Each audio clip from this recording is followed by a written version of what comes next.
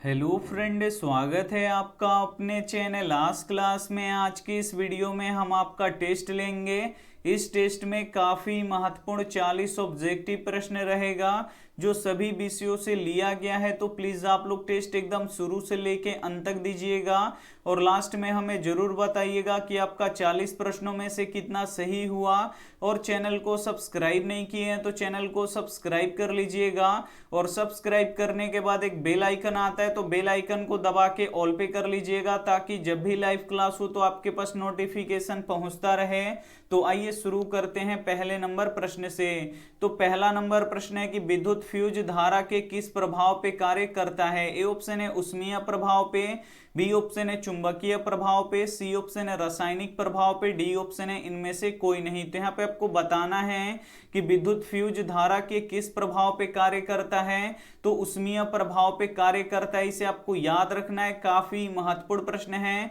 यहाँ पे A option बिल्कुल ही सही हो जाएगा। एक प्रश्न ये भी पूछा जाता है कि फ्यूज किससे मिलकर बना होता है। तो जो फ्यूज होता है ये शीशा और टीन से मिलकर बना होता है, तो इसे भी साथ में आप लोग याद रखिएगा। ये देखते हैं अगला प्रश्न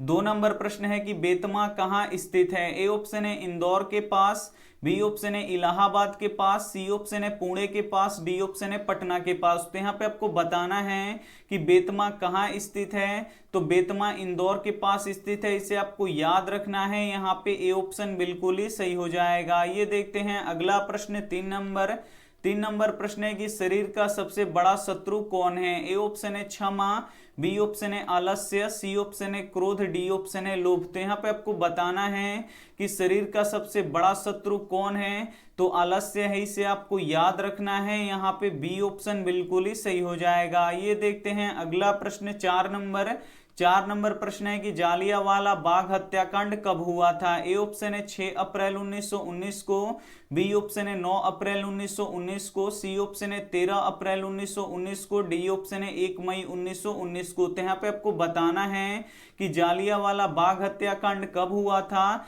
तो ये 13 अप्रैल 1919 को हुआ था, इसे आपको याद रखना है। काफी महत्वपूर्ण प्रश्न है। यहाँ पे सी ऑप्शन बिल्कुल ही सही हो जाएगा। और जालियांवाला बाग हत्याकांड में हजारों लोगों की मृत्यु हो गई थी। और जालियांवाला बाग कहाँ है। तो जालियांवाला बाग अमृतसर में है। तो ये भी साथ में आप लोग याद रखिएगा। ये देखते हैं अगला प्रश्न पांच नंबर प्रश्न है कि विद्युत शक्ति का एसआई मात्रक क्या होता है। ए ऑप्शन है वोल्ट, बी ऑप्शन है वाट, सी ऑप्शन है जूल, डी ऑप्शन है कूलाम। तो यहाँ पे आपको बताना है कि विद्युत शक्ति का एसआई मात्रक क्या होता है। तो विद्युत शक्ति का एसआई मात्रक वाट होता है, इसे आपको याद रखना है। यहाँ पे बी ऑप्शन बिल्कुल ही सही हो जाएगा। एक प्रश्न ये भी पूछा जाता है कि विद्युत आवेश का एसआई मात्रक क्या होता है। तो विद्युत आवेश का एसआई मात्रक कूलाम्ब होता है, इसे आपको याद रखना है।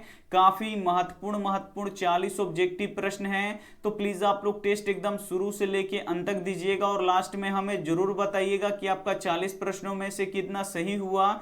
और वीडियो को लाइक नहीं किए हैं तो प्लीज आप लोग वीडियो को लाइक भी कर दीजिएगा। ये देखते हैं अगला प्रश्न 6 नंबर प्रश्न है कि काली मिट्टी का दूसरा नाम क्या है। काफी महत्वपूर्ण प्रश्न है। ए ऑप्शन है बलुई मिट्टी, बी ऑप्शन है रेगुन मिट्टी, सी ऑप्शन है लाल मिट्टी, डी ऑप्शन है पर्वतीय मिट्टी। तो यहाँ पे आपको बताना है कि काली मिट्टी का दूसरा नाम क्या है। तो काली मिट्टी का दूसरा नाम रेगुन मिट्टी होता है, इसे आपको याद रखना है। यहाँ पे बी ऑप्शन बिल्कुल ही सही हो जाएगा। एक प्रश्न ये भी पूछा जाता है कि कपास किस मिट्टी पे सबसे अधिक होता है। तो जो कपास होता है वो काली मिट्टी पे सबसे अधिक होता है।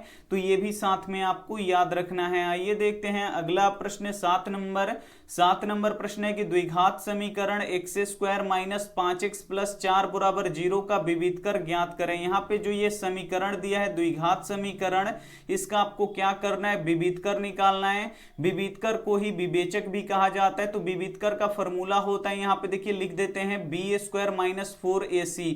बस यहाँ पे आपको b का मान रखना है और यहाँ पे a का मान रखना है और यहाँ पे c का मान रख देना है। और थोड़ा सा आप लोग कैलकुलेशन कीजिएगा तो आपका यहाँ पे विविधकर निकल जाएगा। तो यहाँ पे देखिए b का मान कहाँ से आएगा, a का मान कहाँ से आएगा, c का मान कहाँ से आएगा।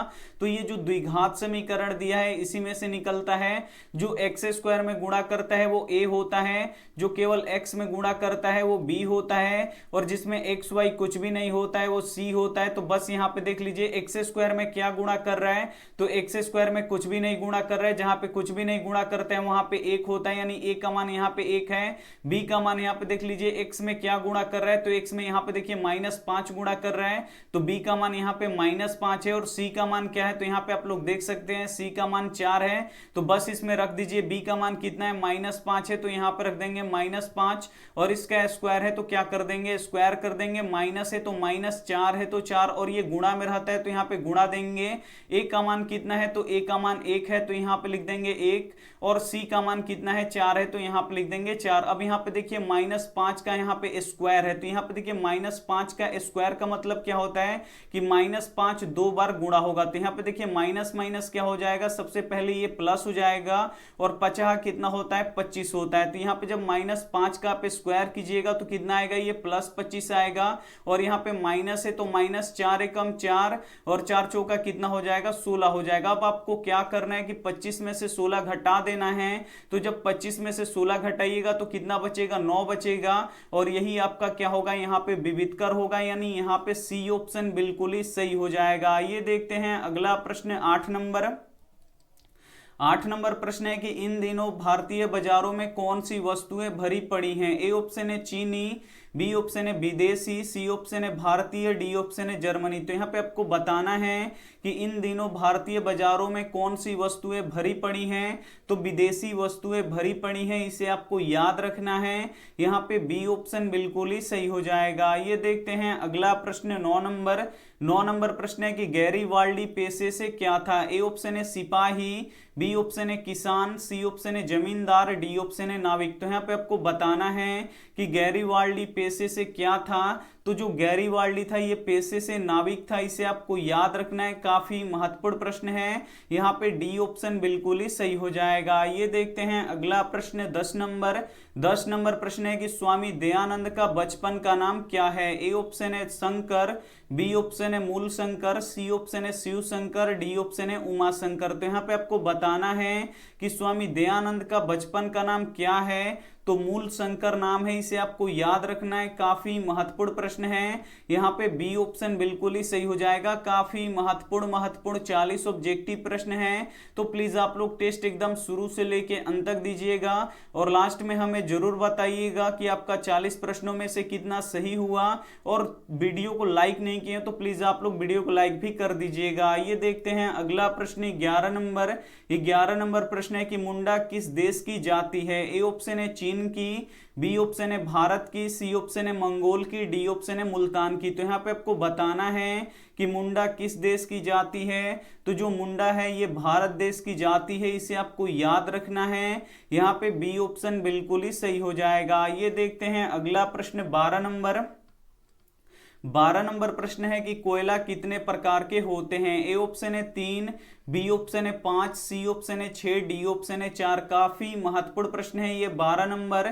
यहाँ पे आपको बताना है कि कोयला कितने प्रकार के होते हैं, तो कोयला 4 प्रकार के होते हैं, इसे आपको याद रखना है। यहाँ पे डी ऑप्शन बिल्कुल ही सही हो जाएगा। पहला होता है एंथ्रोसाइड, दूसरा होता है बिटुमिनस, तीसरा होता है लिग्नाइट, और चौथा होता है पीट। जिसमें क्या होता है कि जो एंथ्रोसाइड होता है वो सबसे अच्छा कोयला होता है, और जो पीट कोयला होता है ये सबसे खराब कोयला होता है, तो इसे भी साथ में आप लोग याद रखिएगा। ये देखते हैं अगला प्रश्न 13 नंबर। 13 नंबर प्रश्न है कि 6 पाई बटा 5 पाई एक संख्या है। ए ऑप्शन है परिमेय संख्या, बी ऑप्शन है अपरिमेय संख्या, सी ऑप्शन है प्राकृत संख्या, डी ऑप्शन है इनमें से कोई नहीं। तो यहाँ पे आपको बताना है कि 6 पाई बटा 5 पाई ये कौन सी संख्या है। तो यहाँ पे देखिए पाई से पाई क्या हो जाएगा, कट जाएगा, और पाई कौन सी संख्या होती है, तो ये अपरिमेय होती है। तो यहाँ से आप लोग देख सकते हैं पाई से पाई कट गया, तो ये क्या बच गया यहाँ पे 6 बटा 5, और 6 बटा 5 कौन सी संख्या है, तो ये परिमेय संख्या, यानी यहाँ पे ए ऑप्शन बिल्कुल ही सही हो जाएगा। तो उम्मीद करते हैं ये भी प्रश्न आपको काफी अच्छी तरीके से समझ में आ गया होगा। आइए देखते हैं अगला प्रश्न 14 नंबर। 14 नंबर प्रश्न है कि तमिल मलयालम तेलुगु भाषाएं हैं। ए ऑप्शन है उत्तर भारत की, बी ऑप्शन है दक्षिण भारत की, सी ऑप्शन है पूर्वी भारत की, डी ऑप्शन है पश्चिमी भारत की। तो यहाँ पे आपको बताना है कि तमिल मलयालम तेलुगु भाषाएं हैं, तो ये कहाँ की भाषाएं हैं, तो ये दक्षिण भारत की भाषाएं हैं, इसे आपको याद रखना है। यहाँ पे बी ऑप्शन बिल्कुल ही सही हो जाएगा। आइए देखते हैं अगला प्रश्न 15 नंबर प्रश्न है कि मैग्नीशियम किस में पाया जाता है। ए ऑप्शन है क्लोरोफिल में, बी ऑप्शन है लाल रक्त में, सी ऑप्शन है वर्णिलोक में, डी ऑप्शन है श्वेत रक्त में। तो यहाँ पे आपको बताना है कि मैग्नीशियम किस में पाया जाता है, तो मैग्नीशियम क्लोरोफिल में पाया जाता है, इसे आपको याद रखना है। यहाँ पे ए ऑप्शन बिल्कुल ही सही हो जाएगा। एक प्रश्न ये भी पूछा जाता है कि पेड़ पौधों की पत्तियां हरी क्यों दिखाई देती हैं, तो क्लोरोफिल के कारण ही दिखाई देती हैं। और क्लोरोफिल का हिंदी नाम क्या होता है, तो हरित लवक होता है, तो इसे भी साथ में आपको याद रखना है। आइए देखते हैं अगला प्रश्न 16 नंबर प्रश्न है कि जीडीपी का विस्तृत नाम क्या है। ए ऑप्शन है gross domestic product, B option है gross home product, C option है gross domestic plant, D option है इनमें से कोई नहीं। तो यहाँ पे आपको बताना है कि जीडीपी का विस्तारित नाम क्या है, तो ये होता है ग्रोस डोमेस्टिक प्रोडक्ट होता है, इसे आपको याद रखना है। और ये प्रश्न बोर्ड परीक्षा में बहुत बार पूछा गया, इसे आपको याद रखना है। यहाँ पे ए ऑप्शन बिल्कुल ही सही हो जाएगा। आइए देखते हैं अगला प्रश्न 17 नंबर प्रश्न है कि डेंगू उत्पन्न करने वाले मच्छर किस तरह के जल में रहता है। ए ऑप्शन है साफ जल में, बी ऑप्शन है गंदा जल में, सी ऑप्शन है खरा जल में, डी ऑप्शन है मृदु जल में। तो यहाँ पे आपको बताना है कि डेंगू उत्पन्न करने वाला मच्छर किस तरह के जल में रहता है, तो हमेशा ये साफ जल में रहता है, इसे आपको याद रखना है। काफी महत्वपूर्ण प्रश्न है और ये भी प्रश्न बोर्ड परीक्षा में बहुत बार पूछा गया है। और यहाँ पे आप लोग गंदा जल में टिक मत लगाइएगा, नहीं तो गलत हो जाएगा। ये देखते हैं अगला प्रश्न 18 नंबर प्रश्न है कि प्राचीन संस्कृति की पहचान किससे होती है। ए ऑप्शन है धर्मों से, बी ऑप्शन है संस्कारों से, सी ऑप्शन है कर्मों से, डी ऑप्शन है सम्मानों से। तो यहाँ पे आपको बताना है कि प्राचीन संस्कृति की पहचान किससे होती है, तो संस्कारों से होती है, इसे आपको याद रखना है। यहाँ पे बी ऑप्शन बिल्कुल ही सही हो जाएगा। आइए देखते हैं अगला प्रश्न यहाँ पे 19 नंबर प्रश्न है कि सेक ए किसके बराबर है। ए ऑप्शन है 1/cos ए, बी ऑप्शन है 1/cosec ए, सी ऑप्शन है 1/sin ए, डी ऑप्शन है 1/cot ए। तो यहाँ पे आपको बताना है कि सेक ए किसके बराबर होता है, तो सेक ए 1/cos ए के बराबर होता है, इसे आपको याद रखना है। यहाँ पे ए ऑप्शन बिल्कुल ही सही हो जाएगा। एक प्रश्न यहाँ पे हम आपको होमवर्क दे रहे हैं, आपको बताना है कमेंट बॉक्स में कि साइन ए किसके बराबर होता है, ये आप हमें कमेंट करके जरूर बताइएगा। आइए देखते हैं अगला प्रश्न 20 नंबर प्रश्न है कि गुरु नानक की रचनाओं के संग्रह को क्या कहते हैं। ए ऑप्शन है गुरु ग्रंथ साहब, बी ऑप्शन है वाहे गुरु, सी ऑप्शन है ननकाना साहब, डी ऑप्शन है फतेह साहब। तो यहाँ पे आपको बताना है कि गुरु नानक की रचनाओं के संग्रह को क्या कहते हैं, तो गुरु ग्रंथ साहब कहते हैं, इसे आपको याद रखना है। यहाँ पे ए ऑप्शन बिल्कुल ही सही हो जाएगा। आइए देखते हैं अगला प्रश्न 21 नंबर प्रश्न है कि निम्न में से कौन मानव जनित आपदा है। ए ऑप्शन है सांप्रदायिक दंगा, बी ऑप्शन है आतंकवाद, सी ऑप्शन है रेल दुर्घटना, डी ऑप्शन है इनमें से सभी। तो यहाँ पे आपको बताना है कि कौन मानव जनित आपदा है। तो मानव जनित आपदा क्या होता है कि वैसी आपदा जो मानव के द्वारा घटित होती है उसे मानव जनित आपदा कहते हैं। तो सांप्रदायिक दंगा कौन करता है, तो मानव करता है, तो ये हो जाएगा हमारा मानव जनित आपदा। आतंकवाद कौन फैलाता है, तो मानव फैलाता है, तो ये भी हो जाएगा मानव जनित आपदा। रेल दुर्घटना किससे होता है, तो मानव से ही होता है, तो ये भी हो जाएगा मानव जनित आपदा। तो इसमें से पूछ रहा है कि निम्न में से कौन मानव जनित आपदा है, तो ये तीनों क्या है, मानव जनित आपदा है। यहाँ पे डी ऑप्शन बिल्कुल ही सही हो जाएगा। ये सभी क्या है, मानव जनित आपदा है, यानी यहाँ पे डी ऑप्शन बिल्कुल ही सही हो जाएगा। ये देखते हैं अगला प्रश्न 22 नंबर प्रश्न है कि प्रकाश संश्लेषण की क्रिया में कौन सा गैस बाहर निकलता है। ए ऑप्शन है कार्बन डाइऑक्साइड, सी ऑप्शन है ऑक्सीजन, यहाँ पे सी ऑप्शन है क्लोरीन, डी ऑप्शन है हाइड्रोजन। तो यहाँ पे आपको बताना है कि प्रकाश संश्लेषण की क्रिया में कौन सा गैस बाहर निकलता है। तो प्रकाश संश्लेषण की क्रिया में ऑक्सीजन जो गैस होता है ये बाहर निकलता है, इसे आपको याद रखना है। यहाँ पे बी ऑप्शन बिल्कुल ही सही हो जाएगा। एक प्रश्न ये भी पूछा जाता है कि प्रकाश संश्लेषण संश्लेषण की क्रिया में किस गैस का यूज होता है, यानी किस गैस का प्रयोग होता है, तो कार्बन डाइऑक्साइड गैस का प्रयोग होता है। और प्रकाश संश्लेषण की क्रिया के द्वारा कौन सा गैस बाहर निकलता है, तो जो ऑक्सीजन होता है वो बाहर निकलता है, तो ये भी साथ में आपको याद रखना है। आइए देखते हैं अगला प्रश्न 23 नंबर। 23 नंबर प्रश्न है कि कर्ण किस देश के राजा थे। ए ऑप्शन है अंग देश के राजा, बी ऑप्शन है बंग देश के राजा, सी ऑप्शन है मध्य देश के राजा, डी ऑप्शन है मगध के राजा। तो यहाँ पे आपको बताना है कि कर्ण किस देश के राजा थे, तो जो कर्ण थे ये अंग देश के राजा थे, इसे आपको याद रखना है। यहाँ पे ए ऑप्शन बिल्कुल ही सही हो जाएगा। और जो कर्ण थे ये बहुत ही दानशील आदमी थे, तो ये भी आपको याद रखना है। और कर्ण के पास जन्म से ही कौच और कुंडल था, तो ये भी साथ में आपको याद रखना है। आइए देखते हैं अगला 24 नंबर प्रश्न है कि उपचयन वह प्रक्रिया है जिसमें ए ऑप्शन है ऑक्सीजन का योग होता है, बी ऑप्शन है ऑक्सीजन का ह्रास होता है, सी ऑप्शन है इलेक्ट्रॉन का योग होता है, डी ऑप्शन है इलेक्ट्रॉन का वियोग होता है। तो यहाँ पे आपको बताना है कि उपचयन वह प्रक्रिया है जिसमें ऑक्सीजन का योग होता है, इसे आपको याद रखना है, यानी इसमें ऑक्सीजन जुटता है, यानी यहाँ पे ए ऑप्शन बिल्कुल ही सही हो जाएगा। और जो अपचयन की प्रक्रिया होता है उसमें ऑक्सीजन का ह्रास होता है, यानी उसमें से ऑक्सीजन निकलता है, तो इसे भी साथ में आप लोग याद रखिएगा। ये देखते हैं अगला प्रश्न 25 नंबर। 25 नंबर प्रश्न है कि मानव का हाथ जलने पर प्राथमिक उपचार क्या करना चाहिए। ए ऑप्शन है ठंडा पानी डालना चाहिए, बी ऑप्शन है गर्म पानी डालना चाहिए, सी ऑप्शन है अस्पताल पहुंचाना चाहिए, डी ऑप्शन है इनमें से कोई नहीं। तो यहाँ पे आपको बताना है कि मानव का हाथ जलने पर प्राथमिक उपचार क्या करना चाहिए, तो उस पर ठंडा पानी डालना चाहिए क्योंकि जो उसका जलन हो वो कम हो सके। और उसके बाद आपको क्या करना चाहिए कि अस्पताल पहुंचाना चाहिए, यानी यहाँ पे ए ऑप्शन बिल्कुल ही सही हो जाएगा। आइए देखते हैं अगला प्रश्न 26 नंबर। 26 नंबर प्रश्न है कि दाढ़ी बनाने में कौन सा दर्पण का प्रयोग होता है। ए ऑप्शन है समतल दर्पण का, बी ऑप्शन है उत्तल दर्पण का, सी ऑप्शन है अवतल दर्पण का, डी ऑप्शन है इनमें से कोई नहीं। तो यहाँ पे आपको बताना है कि दाढ़ी बनाने में कौन सा दर्पण का प्रयोग होता है, तो अवतल दर्पण का प्रयोग होता है, इसे आपको याद रखना है। यहाँ पे सी ऑप्शन बिल्कुल ही सही हो जाएगा। और अवतल दर्पण का ही क्यों प्रयोग होता है, क्योंकि जो अवतल दर्पण होता है ये किसी भी वस्तु का बड़ा प्रतिबिंब बनाता है, इसीलिए दाढ़ी बनाने में अवतल दर्पण का प्रयोग किया जाता है, यानी यहाँ पे सी ऑप्शन बिल्कुल ही सही हो जाएगा। ये देखते हैं अगला प्रश्न 27 नंबर। 27 नंबर प्रश्न है कि प्रकाश संश्लेषण की क्रिया में किसका उत्पादन होता है। ए ऑप्शन है पानी का, बी ऑप्शन है दूध का, सी ऑप्शन है ग्लूकोज का, डी ऑप्शन है लवक का। तो यहाँ पे आपको बताना है कि प्रकाश संश्लेषण की क्रिया में किसका उत्पादन होता है, तो ग्लूकोज का उत्पादन होता है, इसे आपको याद रखना है। यहाँ पे सी ऑप्शन बिल्कुल ही सही हो जाएगा। एक प्रश्न ये भी पूछा जाता है कि प्रकाश संश्लेषण की क्रिया किसमें होता है, तो हरे पेड़ पौधों में होता है, तो ये भी साथ में आपको याद रखना है। आइए देखते हैं अगला प्रश्न 28 नंबर। 28 नंबर प्रश्न है यदि अल्फा बराबर बीटा बराबर 45 डिग्री हो तो साइन अल्फा प्लस बीटा का मान होगा। यहाँ पे दिया है अल्फा बराबर बीटा बराबर 45 डिग्री दिया है, तो बोल रहा है कि साइन अल्फा प्लस बीटा का मान निकाले। तो यहाँ पे देख सकते हैं तीनों आपस में क्या है, बराबर है, यानी अल्फा का मान भी कितना डिग्री होगा, 45 डिग्री होगा, और बीटा का मान भी कितना होगा, यहाँ पे 45 डिग्री होगा। क्यों ये दोनों का मान 45 डिग्री होगा, क्योंकि तीनों ही आपस में क्या है, बराबर हैं, इसीलिए यहाँ पे अल्फा का भी मान 45 डिग्री होगा और बीटा का भी मान यहाँ पे 45 डिग्री होगा। बस यहाँ पे आपको अल्फा का मान रखना है और यहाँ पे आपको बीटा का मान रखना है, तो रख दीजिए।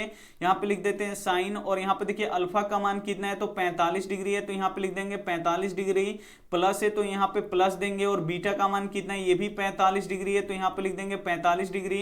अब आपको क्या करना है, इसको जोड़ देना है, तो बस यहाँ पे जोड़ दीजिए। साइन ये क्या हो जाएगा, 45 कितना हो जाएगा, 90 डिग्री हो जाएगा।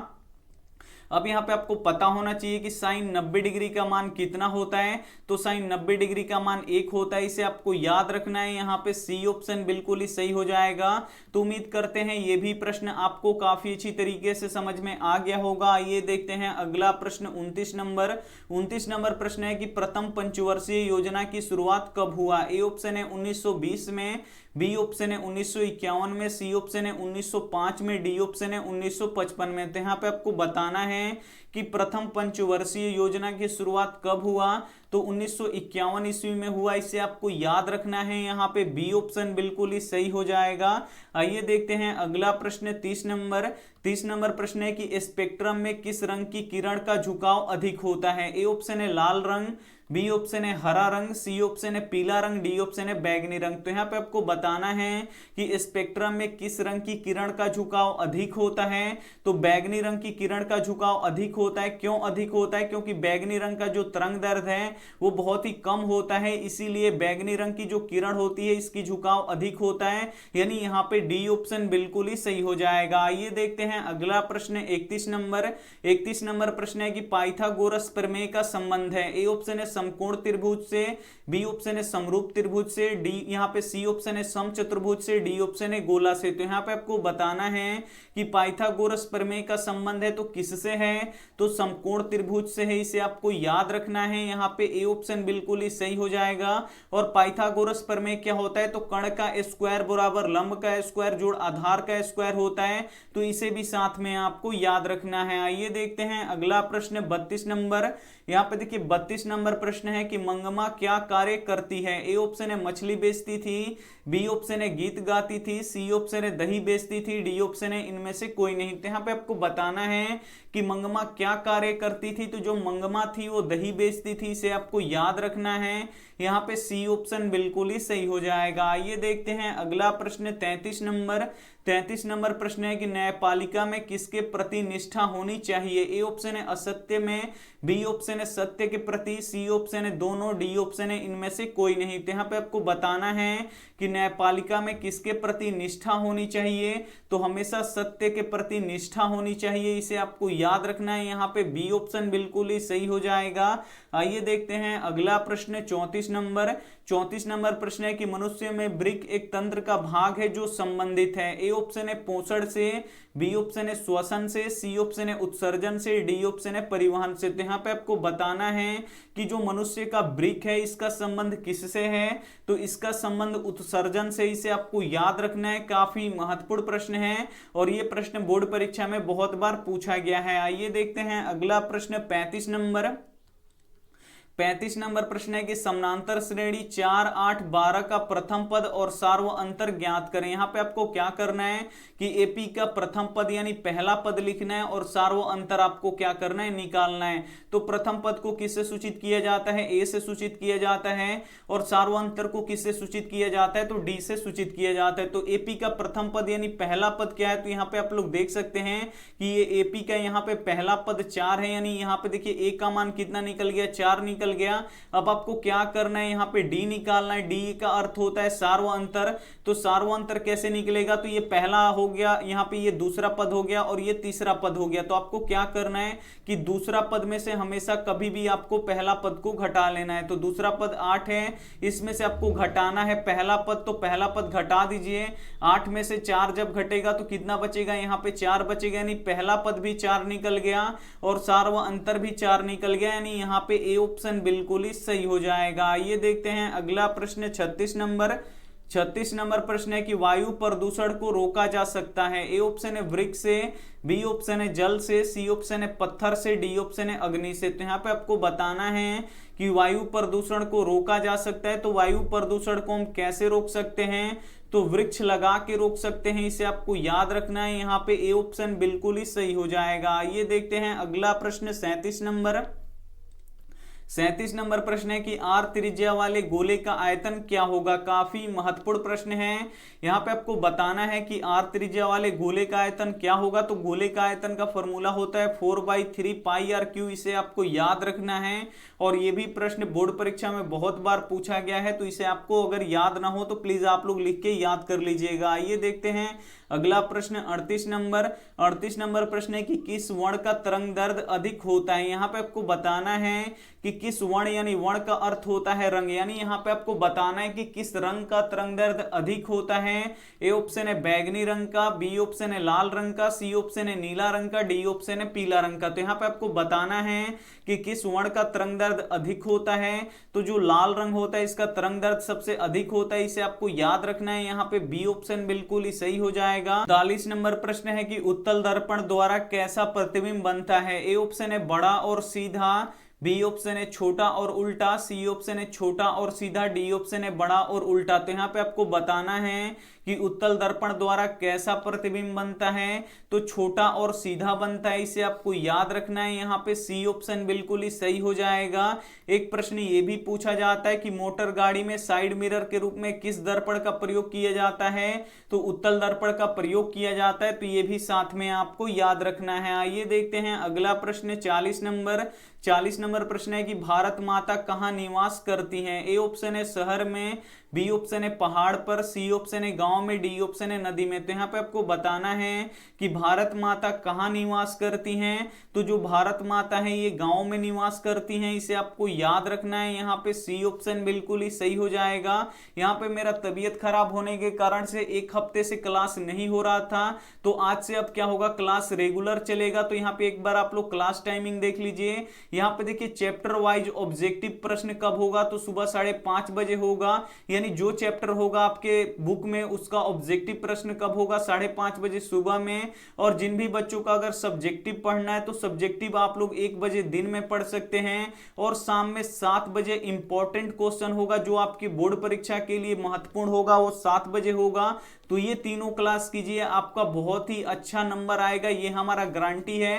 तो ये तीनों क्लास कीजिए। और यहाँ पे देखिए आपके लिए एक होमवर्क प्रश्न है। होमवर्क प्रश्न है कि जनसंख्या घनत्व तो सबसे अधिक कहां होता है। ए ऑप्शन है ग्राम में, बी ऑप्शन है कस्बा में, सी ऑप्शन है नगर में, डी ऑप्शन है महानगर में। तो जो भी ऑप्शन आपको सही लगे आप लोग क्या कीजिएगा, उसको हमें कमेंट में जरूर बताइएगा, हम आपके कमेंट का रिप्लाई जरूर देंगे।